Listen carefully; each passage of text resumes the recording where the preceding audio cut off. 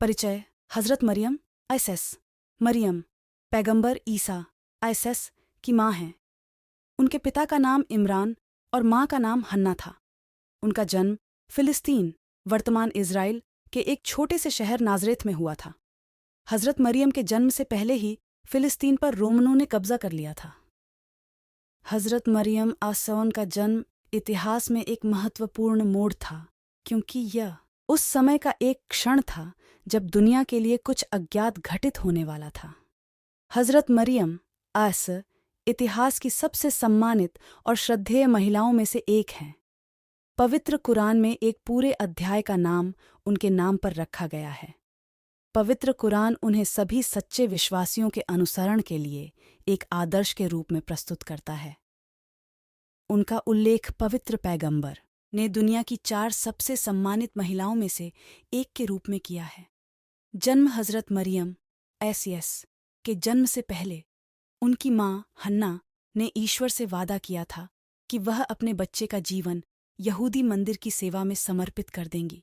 अल्लाह पवित्र कुरान में कहता है, याद करो जब इमरान की औरत ने कहा था, हे मेरे भगवान, मैंने तुझसे कसम खाई है कि जो कुछ मेरे गर्भ में है उसे मैं तेरी सेवा में समर्पित कर दूंगी। सो मेरी यह बात मान लो, सचमुच केवल तू ही सब कुछ सुनता, सब कुछ जानता है। अल-इमरान आयत 36। यह एक बहुत ही खास प्रार्थना है।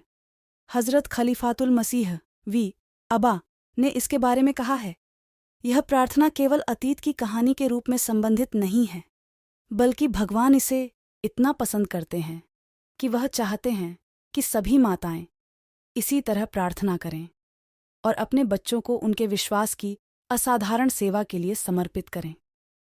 चूंकि मंदिर की सेवा में केवल लड़कों को ही स्वीकार किया जाता था, इसलिए जब हन्ना ने एक लड़की को जन्म दिया तो वह काफी हैरान हो गई।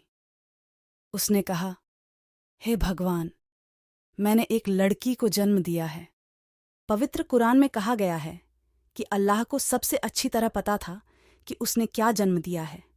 इसका तात्पर्य यह था कि लड़की मैरी कोई साधारण लड़की नहीं थी। भगवान ने उसे ऐसे गुणों से नवाजा था जिसने उसे एक बहुत ही विशेष और असाधारण बच्चा बना दिया, यहाँ तक कि उस लड़के से भी बेहतर जिसकी हन्ना उम्मीद कर रही थी। बचपन मौजे कानून के तहत एक महिला भगवान की सेवा नहीं कर सकती थी।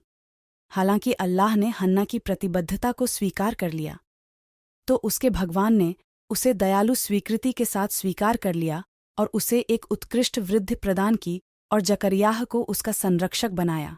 अल-इमरान आयत 28।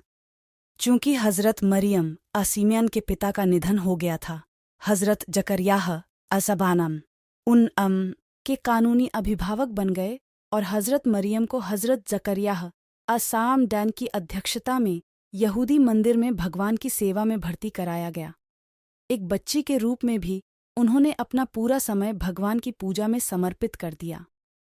वह अपना अधिकतर समय अपने कक्ष में पूजा पाठ में बिताती थीं। वह बेहद बुद्धिमान थीं और बहुत कम उम्र में ही धर्म ग्रंथों को समझने में सक्षम थीं। जब भी हज़रत जकरियाह उनसे मिलने आए, उन्होंने उन्हें भोजन सामग्री के साथ पाया। ये मंदिर में आने वाले आगंतुकों द्वारा लाए गए भोजन और पेय के उपहार थे। जब हज़रत जकरिया आयस ने उनसे पूछा कि वे कहाँ से आए हैं, तो उन्होंने उत्तर दिया, वे अल्लाह की ओर से हैं। उनकी यह प्रतिक्रिया उनकी धर्मपरायणता और अल्लाह पर निर्भरता की डिग्री और उनकी मान्यता को इंगित करती है कि अंततः हमारा सारा भरण पोषण सर्वशक्तिमान से आता है। पवित्र कुरान में इसका उल्लेख है। चैनल को सब्सक्राइब करें। मिलते हैं नेक्स्ट वीडियो में।